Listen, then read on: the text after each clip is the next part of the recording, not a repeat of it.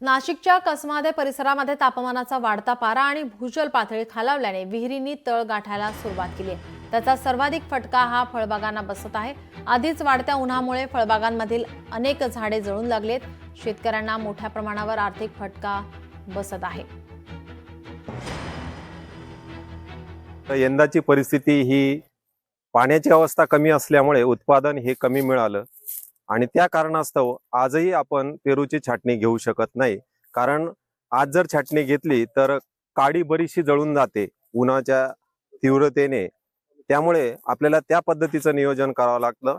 वातावरण चेंज झालं की वातावरणात थोडा गारवा निर्माण झाला तर आपण छाटणी घेऊ शकतो आणि जून जुलै पर्यंत आपण चांगल्या पद्धतीने सेटिंग करून मालाचं उत्पादन घेऊ शकतो। परंतु आजची परिस्थिती तशी नसल्यामुळे आज आपण छाटणी घेतलेली नाही आणि याच कारणास्तव पाणी नसल्याने अनेक झाडं या ठिकाणी वाळून गेलेली आहेत।